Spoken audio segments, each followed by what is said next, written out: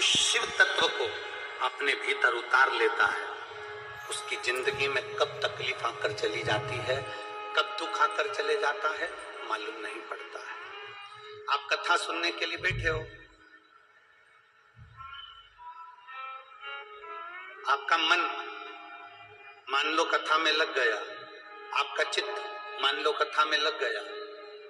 पड़ोसन क्या बोल रही है, पड़ोसी क्या बोल रहा है, कार्यकर्ता क्या बोल रहे हैं, गार्ड क्या बोल रहे हैं, आपका ध्यान उस पर नहीं जाएगा। ध्यान किसका जाता है? जिसका मन कथा में नहीं, जिसका चित्त कथा में नहीं, जिसका मन भगवान की ओर आसक्त हो गया, जिसका मन मेरे भगवान ओघड़दानी के प्रति समर्पित हो गया, जिसका चित्त भगवान की ओर आसक्त हो जाता है, फिर उसको पास वाला क्या बोल रहा है, पड़ोसी क्या बोल रहा है, रिश्तेदार क्या बोल रहा है, नातेदार क्या बोल रहा है, कुटुंब वाला क्या बोल रहा है, उसके स्मरण में नहीं रहता। एक बार यदि आपका मन, एक बार आपका चित्त, एक बार आपका वृत्ति, एक बार आपका दिल, एक बार आपका बुद्धि, एक बार आपका चित्त अगर परमात्मा में लग गया, एक बार आपका मन यदि भगवान में लग गया, फिर दुनिया क्या कह रही है, दुनिया क्या बोल रही है, आपको उससे मतलब नहीं। मीराबाई का चरित्र कहता है, जहर का प्याला मीराबाई के सामने लाकर रख दिया, कोई दूसरे भेजने वाले नहीं थे, खुद के परिवार वालों ने जहर का प्याला भेज दिया। सांप का पिटारा लाकर रख दिया, कोई दूसरे भेजने वाले नहीं थे, सांप का पिटारा परिवार वालों ने भेज दिया। शेर के सामने ले जाकर खड़ा कर दिया जंगल में, किसी दूसरे ने नहीं भेजा था, रिश्तेदारों ने भेजा था। पर मीराबाई का ध्यान शेर पर नहीं गया, मीराबाई का ध्यान जहर पर नहीं गया, मीराबाई का ध्यान सांप पर नहीं गया।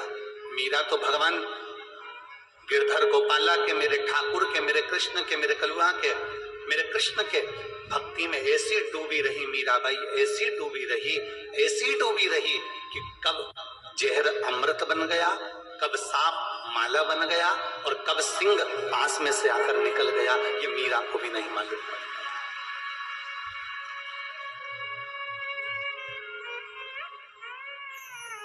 और लोगों ने पूछा, मीरा तुझे इतना अहंकार किस चीज का है? मीराबाई कहती है, इसको अहंकार नहीं कहते, इसको अभिमत्ता कहते हैं। और मुझे मेरे गुरु पर अभिमत्ता है, मेरे गुरु पर मुझे अभिमान है, और मुझे एक बड़ो रे अभिमान, गुरु मेरो समरथ है, समरथ है, गुरु अमरथ है, समरथ है, गुरु अमरत है। और मेरो क्या तो करेगो यमराज के गुरु मेरो समरथ, मेरो क्या तो करेगो यमराज जब गुरु मेरो समरथ। तुझे अभिमान किस चीज का? मीराबाई कहती है, मुझे अभिमत्ता मेरे गुरु की है, क्योंकि मेरे गुरु ने जो ज्ञान दिया, मेरे गुरुजी ने जो मुझे धीरज दिया, मेरे गुरुजी ने जो मुझे सहनशीलता दी, मेरे गुरुजी ने जो नम्रता दी, मेरे गुरुजी ने मुझे एक अखंड भगवान की भक्ति दी है। और उसने कह दिया गुरुजी ने कि कहीं भी क्रोध नहीं करना, कहीं अपशब्द नहीं कहना, कहीं किसी पर अपशब्दों का बौछार न करिएगा। गुरु ने, मीराबाई कहती है, मुझे नम्रता दी है, गुरुजी ने मुझे सहनशीलता दी है, मेरे गुरुजी ने मुझे बहुत कुछ दिया और उसमें अखंड भगवान गिरधर गोपाला का जाप भी दे दिया। ये मेरे गुरु ने दिया।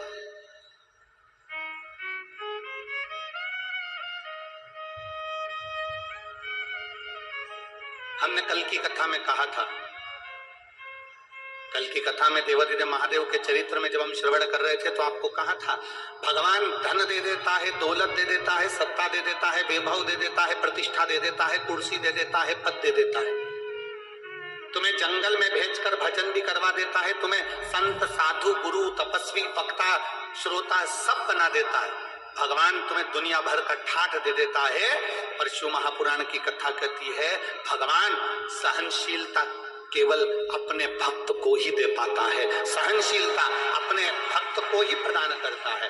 भगवान तुम्हें खुद कुर्सी दे देगा, पद दे देगा, प्रतिष्ठा दे देगा, यश दे देगा, संत बना देगा, साधु बना देगा, वक्ता बना देगा, श्रोता बना देगा। तुम्हें जो ऊंचे से ऊंची कुर्सी है भगवान तुम्हें वहां तक ले जाकर बिठा देगा। पर सहनशीलता मेरा शंकर नहीं देता, सहनशीलता मेरा शिव उसी को देता है जो मेरे शंकर के गुणगान में लगा रहता है, जो शिव भक्ति में लगा रहता है, जो भगवान देवादिदेव महादेव को एक लोटा जल समर्पित करना जानता है। भगवान उसको धीरे धीरे सहने की आदत डाल देता है। सहते रहो, मुख से कुछ कहना नहीं है, सहते रहो, मुख से कुछ कहना नहीं है, सहते रहो। सहते रहोगे तो एक दिन वो भगवान देवादिदेव महादेव भी तुम्हारे लिए आकर खड़ा होगा और अंत में उसका जवाब मेरा देवादिदेव महादेव ही देगा। शिव तत्व को प्राप्त करो।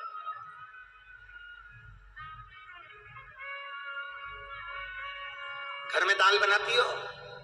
अरे बोलो तो जम के। हाँ। चावल बनाती हो?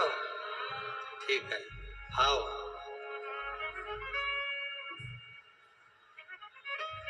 चलो बताओ जल्दी से कैसे बनाती हो? दाल बनाने के लिए सबसे पहले क्या करना पड़ता है? जम के बोलते जाओ जल्दी से। दाल लेना पड़ती है, फिर पानी में डायरेक्ट डाल देते हैं? नहीं, पहले क्या करते हैं? उसको धोते हैं। एक पानी में धोते हैं कि दो पानी में धोते हैं? दो पानी में धोते हैं। धोने के बाद फिर उसको कुकर में रख देते हैं, फिर उसको कुकर में रखते हैं, फिर उसको भगोनी में रख देते हैं, फिर उसको पात्र में रख देते हैं। दाल बनाने के लिए 2 बार धोना पड़ता है, 3 बार धोना पड़ता है। चावल बनाने के लिए 2-3 बार धोना पड़ता है, फिर वो कुकर में रखाता है। उसी तरह जैसे तुम दाल बनाते हो तो 2-3 बार धोकर साफ कर कर कुकर में रख देते हो, उसी तरह मेरा परमात्मा भी संसार में तुमको दुख और सुख में खूब धोता है और धोने के बाद फिर अपने दिल रूपी कुकर में रख देता है। बोल बम का नारा है, जम के बोलो जरा, बोल बम का नारा है, सारी समस्या का हल। जैसे तुम दाल को धोती हो फिर कुकर में रख देती हो, चावल को धोती हो फिर कुकर में रख देती हो, उसी तरह परमात्मा भी तुम्हें किसी के शब्द से, अपशब्द से, तानों से, गाली से, आड़े टेढ़े व्याख्यान से, कहीं ना कहीं किसी ना किसी रूप में, कष्ट में, बीमारी में, तकलीफ में मेरा बाबा भी तुमको धोता रहता है, धोता रहता है। और जब तुम आखिरी में एकदम साफ हो जाते हो तब मेरा देवादिदेव महादेव दिल रूपी कुकर में तुमको बिठा कर रख देता है।